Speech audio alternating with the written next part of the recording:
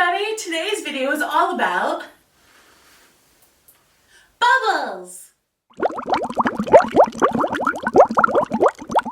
Bubbles are a fantastic prop to use in your dance classes. You can use them with your toddler classes, your mommy and me classes, your preschoolers, your kindergartens. I even use mine with my primary classes, my 5, 6, 7. Even my big kids beg me to use bubbles when they see the bubble gun. Bubbles are a great prop to incorporate for different things like fast versus slow or body awareness. There's tons of different activities that you can do with bubbles. And today I'm going to show you 4 brand new activities that I created that I use with my kids all the time, and they just adore them. So let's get poppin'. So, especially this year, I use a bubble gun in class. I think it's great. You don't have to keep constantly blowing them, especially during COVID. You don't have to blow the bubbles out, and I feel like it's just safer. So I invested in a bubble gun. Best prop ever for classes. This one is a bubble storm. I got it on Amazon. I'll put the link in the description below if you wanted to find it. It's great. It takes a moment to warm up, so I always try to run it before class, or the kids know it takes a moment to warm up, so it's not a big deal. But it kind of builds that anticipation too.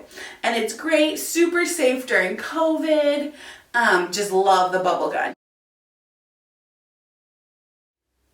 The first activity I call body awareness. Great activity for teaching them where their head, shoulders, knees, toes, hips, everything is. And especially for your preschoolers who are just learning that, it's a super fun activity. So they go one at a time, okay? And as they stand up to get ready, I say, can you pop the bubbles with, your elbow?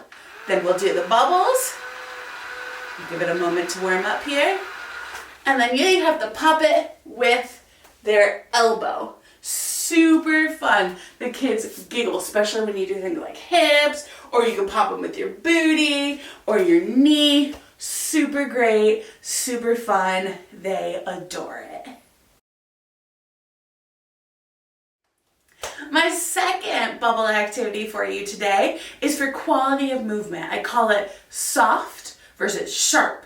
So when it's a child's turn, I do most of my bubble activities one at a time. Can you pop the bubbles softly, gentle, like a flower or a princess?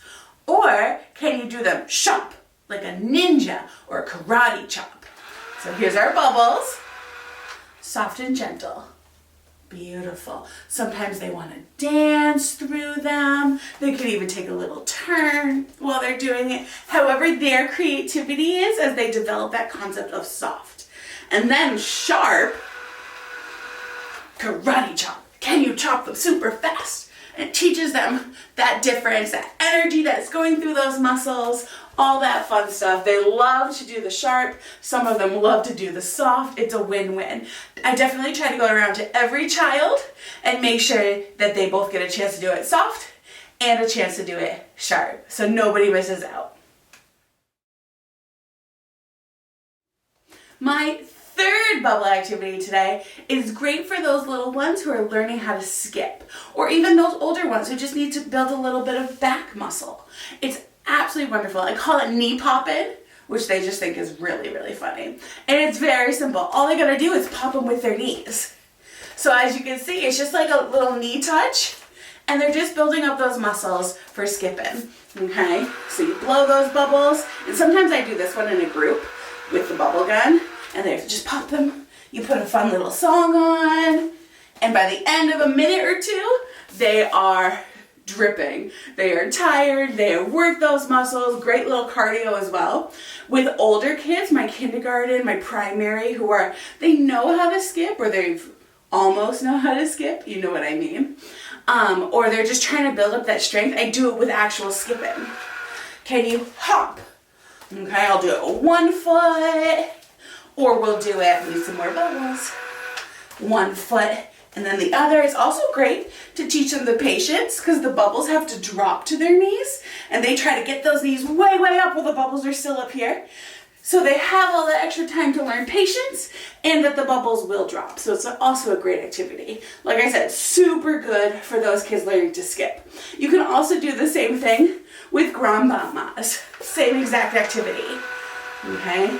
But you just pop, pop's great for those little ballerinas or jazzerinas trying to learn those big kicks. My last bubble activity for today, that's activity number 4, I call it counting bubbles. This is great, especially for your preschoolers or your kindergartners who are really excited about numbers. They're learning to count in school. They want to show you how they can count, and it lets a little bit of vocal energy out because they get to talk during it.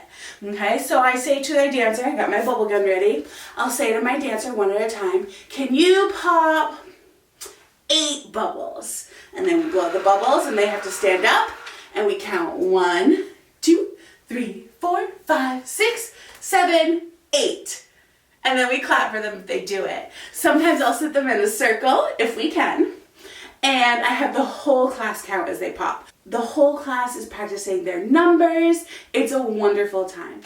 So that's it for our bubble activities today. I hope you found something new that you can use in your classes, that your kids will enjoy as much as mine. Bubbles are one of my favorite all-time props, and I know all my kids love them too. If you like this video, make sure you like and subscribe and hit that bell notification to know when our next video comes out. We have lots of new stuff coming. I have a deluxe bubble version coming up, a foot class. It's going to be a great time.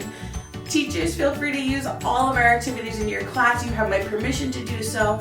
Also, head over to our website at www.whimsyed.com for tons of activities, storybooks, audiobooks, boxes that you can use in your class. There's so much there for you to check out for resources for your class. Thanks for joining me. Bye. I totally understand my kids love bubbles. Bubbles.